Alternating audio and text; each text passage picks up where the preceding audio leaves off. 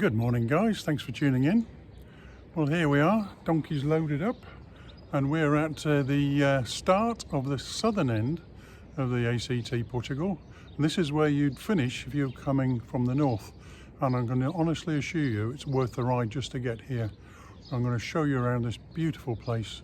This is the Algarve coastline, that's the Atlantic. Next stop is Africa, and it's beautiful here because I live locally, and the sunset is in that direction, and it can be just pure golden here, the reflection of gold on all the water, and it's absolutely a beautiful spot. It draws thousands and thousands of people just to come here and bimble about. So what a beautiful place. Anyway, we're starting very soon. I'm just waiting for Stuart to arrive. He's coming on his Husky 701, and we'll get going in a bit. And here he comes.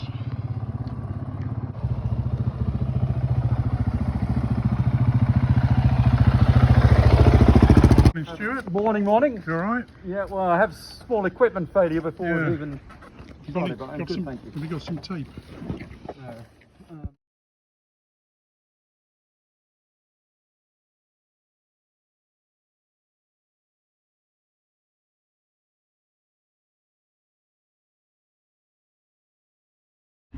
Right, well, here we go.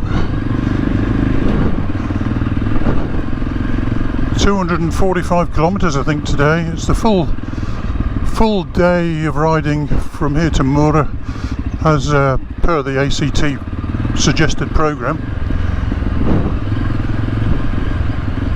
A good day, and there's quite a bit of off-road. I think it's 65% off-road today. Not every day is the same for a percentage of off-road. There's an average of 65% for the whole trip. It is an utterly beautiful morning.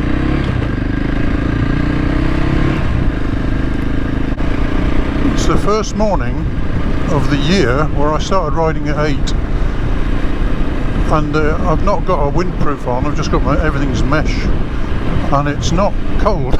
So there's a sign of the warming times of warming up. So let's see how the temperatures hold today. Sitting still there at Castellavella, I was having to take layers off, even in the shade. So right now it's very, very pleasant. So we start by winding our way through these beautiful, colourful, small roads, through pretty villages. So the colours now of the blossom. And the flags are flying.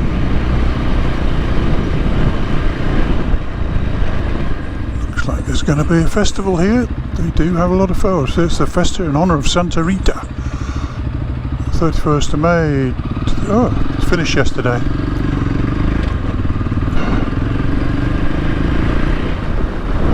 Everything now, all the grass is golden, dry. A month ago, did a short trip with some guys, 4 days, and everything was still green and beautiful, flowers everywhere. Just in a month with the rise in temperature and no rain, it's a normal occurrence every year.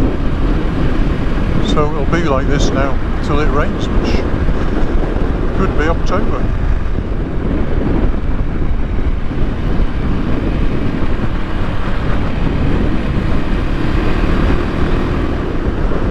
What a beautiful, gentle start to the ride. Oh, looks like here we go, the first off-road section. I'll be very conscious of monitoring my energy levels. I mean, it's a fair ride. It's a lot of off-road, and I know some of it gets technical today, and we know also it's going to get warm. At the moment it's just beautiful riding along. Thank goodness for mesh gear. But you start riding off-road and then you start working harder if you're standing up, and temperature builds up. I think he's working harder than me.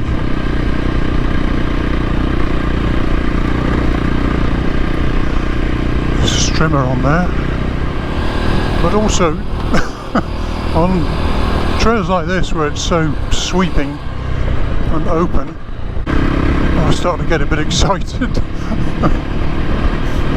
Yes, there's still some of that left inside here, and I've got to be very careful. The surface now, I mean, it's dried out. It is packed hard, and the stones are like marble, and you've got this very fine layer of sand on top, which, I mean, there is no grip. You've got to be so careful, even though it's so dry. And the other thing now, this time of year, is the dust. I mean, Stuart's behind me, and the only way to stay out of the dust is either right next to it, or, which is pretty dodgy, or just stay well back. Either way, at the end of the day, he's going to be covered in a fine layer. So it makes me glad to be in this front position. They do come out and they maintain these trails because they go to villages, so the surface is pretty good considering it's a dirt trail, and a lot of it you can do sitting down, which is good for energy levels, conserving the energy. So many eucalyptus trees, not native to Portugal, they're imported for the paper industry. They burn like hell, and it's a high fire risk country. It's also a high fire risk at the moment here, so we have to be very aware of smoke, etc., and be ready to take evasive action.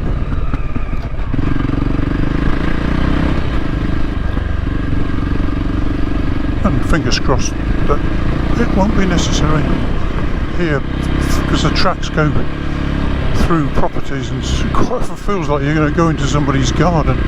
I'm sure sometimes you do, but it's still the right of way. There was once we were out riding and there was a lady, we thought there's two gates, big gates blocking the track. She came out and opened them for us. It was literally a garden. Public track.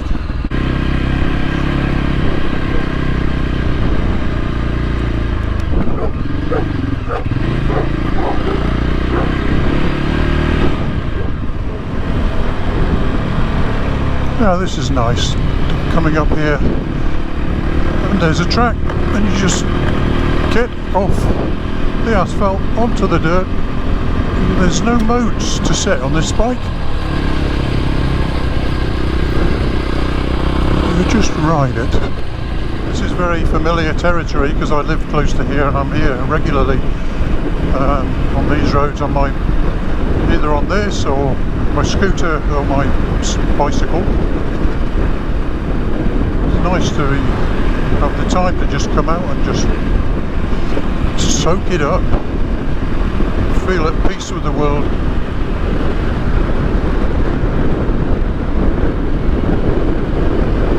Oh, look at this.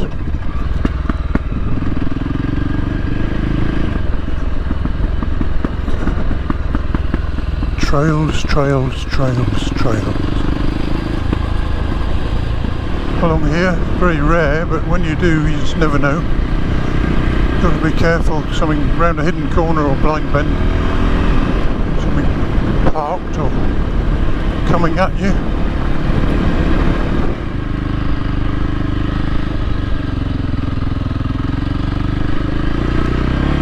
You can enjoy a bit of trail riding, and then there's sections of asphalt in between, and it's like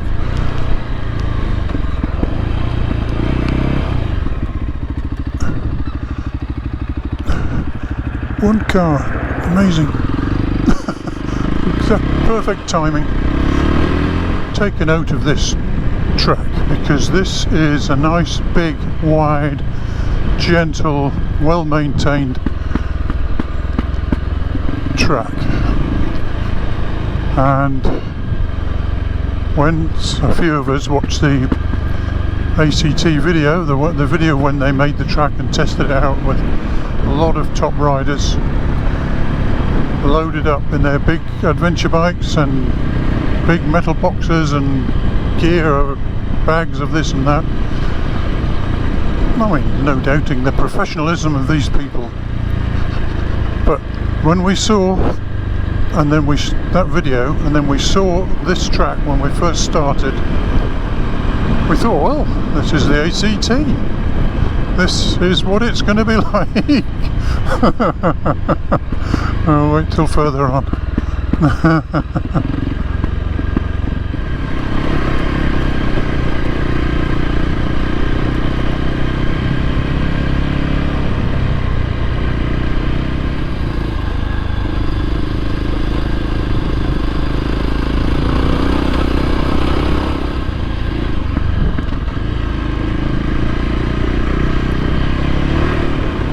Slower going now, a bit more tight and twisty and a bit looser underfoot.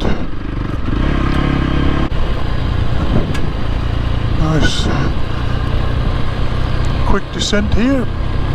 Oh, under control.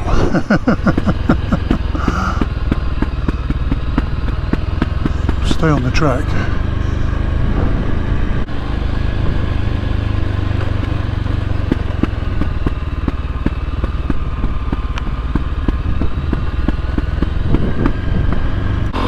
Life's a strange thing, isn't it? Can be. I went all the way to Morocco. I was there 6 weeks. Half of it I was sick. I hardly ever got off road. And I come back and look at all this. It's on the doorstep. There's more off-roading here than you'll ever be able to do in a whole lifetime, I think.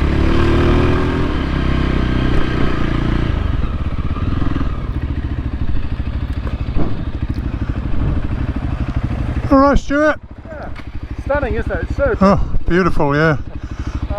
Yeah, if you see a coffee place. Well, yeah, if I do, I will. It's so pretty. Yeah. It's quite extraordinary. Yeah. Well, a long way to go yet.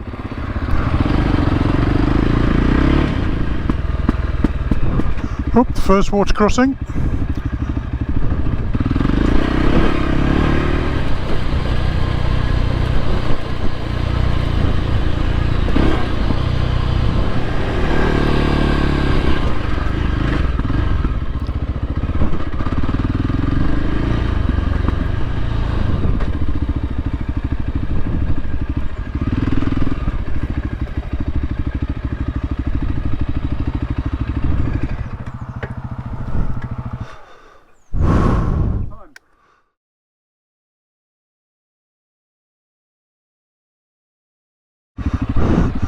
Oh, that was a nice little stop. Amazing to find a table and a couple of chairs there.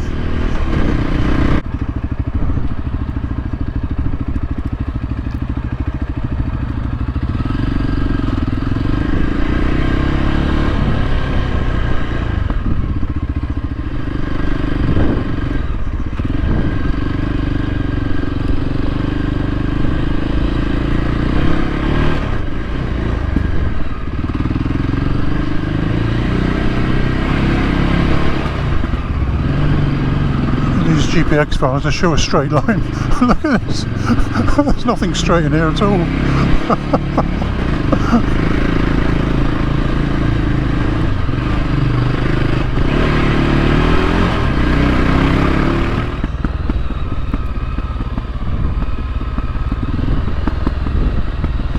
Remember what I said earlier? Pop, pop, pop, pop, pop, pop. Don't know why it does it, but it does.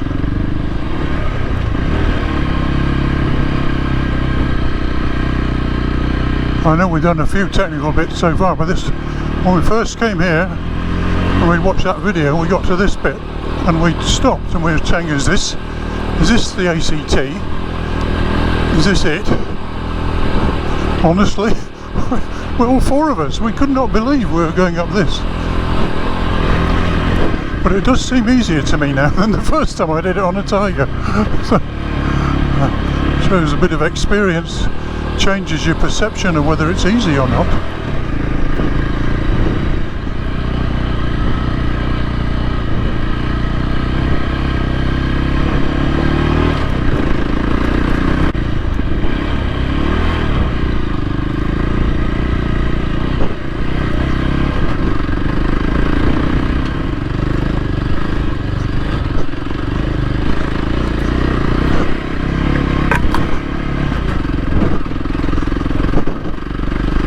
Oh, a little tractor, off you go. Come on, donkey, you do it. Oh, gosh.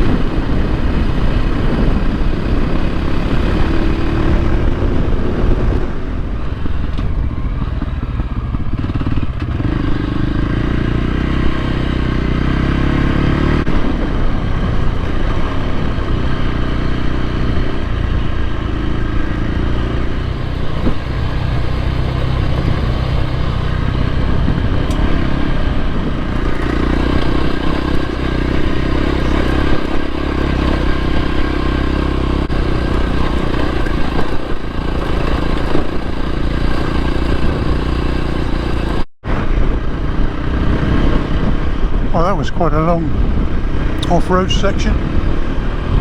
Actually, pretty technical in places. Really enjoyable though. Nice to get back on the asphalt. Oh, but we're turning off it. Not for long.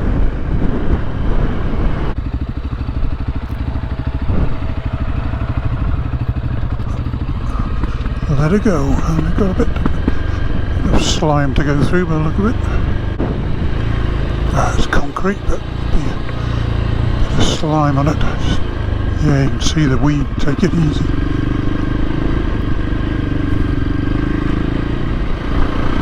Suddenly the landscape's a bit more gentle, still hilly, but I believe we're getting close to Alentejo, or even in the Alentejo now, which is the next, say, region, county, whatever you call it, above the Algarve. And some water remaining in the riverbed.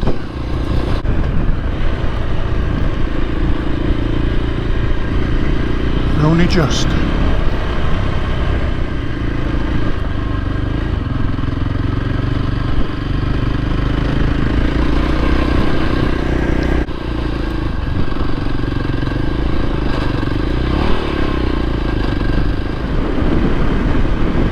Yeah, it's definitely a bit more of an open, flowing landscape. Here's one of the windmills. You get a lot down this area.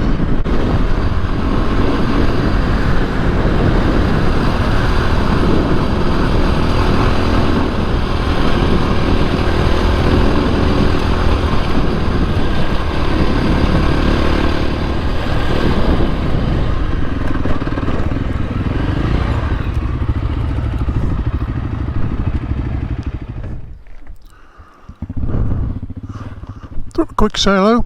Okay. Thought I'd say hello. Sure. Hi, alright? Yeah. ACT? You riding the ACT? Yes. So are we. Yeah. Yeah. Just, get me out.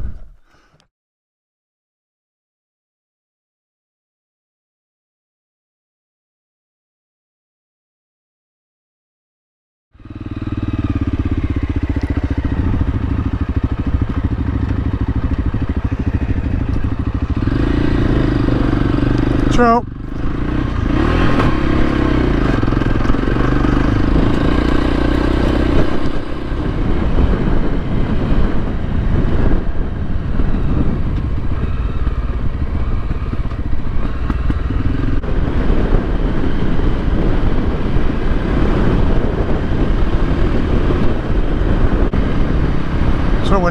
place called Martin Longo. It's the first thing we'd say is a town on the route so far. And we know there's a garage and a cafe here, or a couple of restaurants. Yeah, the route doesn't take you through them or past them, which surprises me. If you didn't know it was here, you'd just be turning left and heading back out into the country. After 3 hours of riding, it'd be nice to stop for a while and just have something. It's only local knowledge that brought me here.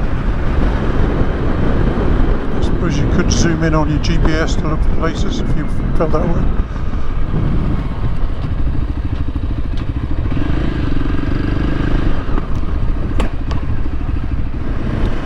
Well, don't underestimate the time it takes to do this riding. And we've done 100 kilometres and it's taken over 3 hours with only a couple of short stops. Anyway, we've just had a really good lunch stop.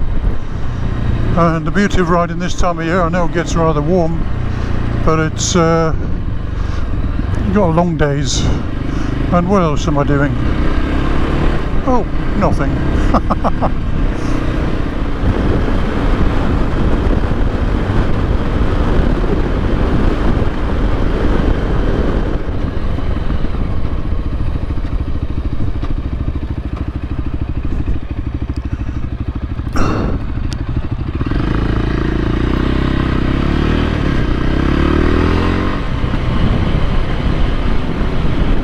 Martin Longo to Murtala. I don't know how many kilometres it was, but it's all asphalt and quite fast and a lot of long straights, and it really made up a lot of time. And we just called into Murtala and refueled.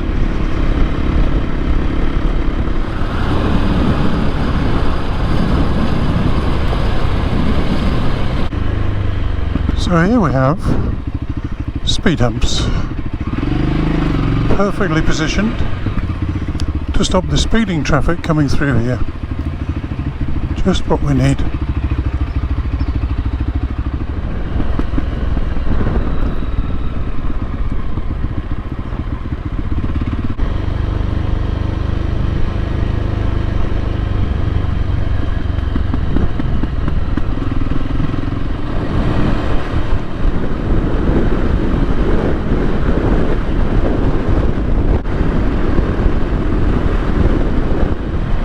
Have a dip in that water. We're here now at the Mina de Sao Domingos, or Sao Domingos mines. Stuart's gone ahead, he's going to get his drone out.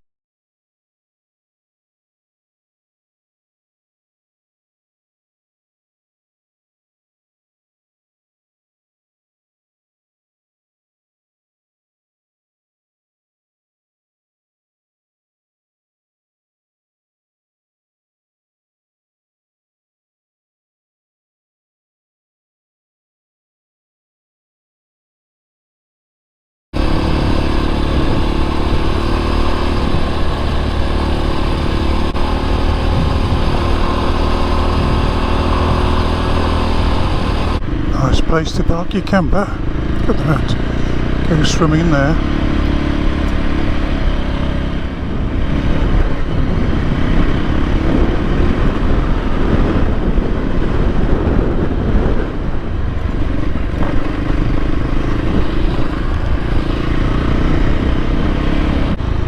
Well, we just had a good section of beautiful big flowing trails, and then we come off to this smaller track. When you're moving on the bigger open trails, the breeze is, the moving air is very refreshing. But now you're doing through here and the sun's beating down, I can feel that heat. Sensible people would be at home sleeping in the shade or with the aircon on. Who'd want to do a thing like this?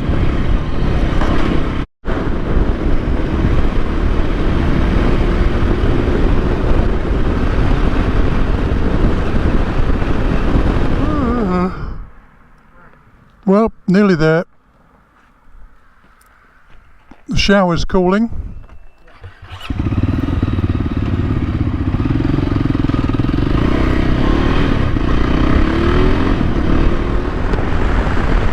just approaching Moura after approximately 30 kilometres, I'd say, of roads like this, long and straight.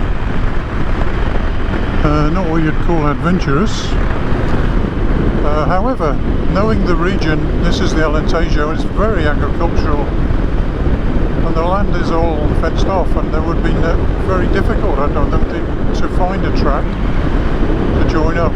I've done a bit of riding around the Alentejo looking for tracks, and you get to a certain point and there's just all gates or not accessible. So I could see the necessity for putting a fast road in.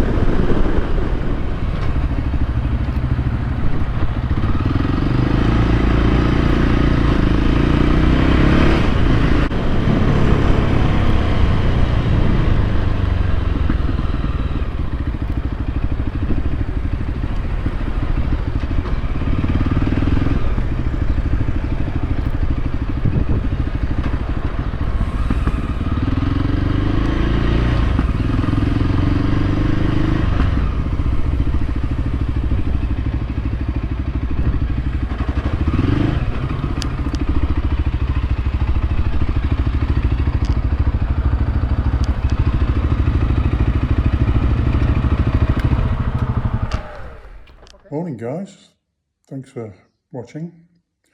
Well, it's the morning of the third day, so I hope I don't confuse you and I hope I don't confuse myself. But I'm about to do a recap of a very brief recap of day one, where we rode from Castellavella in the south up to Moura in the Alentejo, 245 kilometres. We left at about 9:15 and arrived 5:15. 5:30, sorry. So, and then we had about 2 hours of stops in there. Now, what was the riding like? Well, the temperature was getting up into way above 30 degrees, low 30s, very hot and dry. Track conditions, well, that's in the video. It was amazing. It was an amazing day, honestly. We started off nice and gentle, and it got some pretty gnarly stuff, honestly, some pretty gnarly stuff. And then it gradually, after Martin Longo, it eased off, and then we did a lot of asphalt, some quite straight roads, and then even the off-roading got easier till we got to Moura. So a very big mix of everything. There was times when I was so glad I was on a small bike. I would not have wanted to be struggling with a big bike. Really wouldn't. And then there was other days, other parts on the big roads. I thought, well, it'd be nice to have a big bike here. So I've got the best of both worlds, I think. My little Voge, quite happy with that. Anyway, I hope you enjoyed the video and find it informative. ACT, thank you ACT, done a great job finding this track. Big bikes, I've ridden it on a Tiger. I can't believe I did in some of those places, but there you go.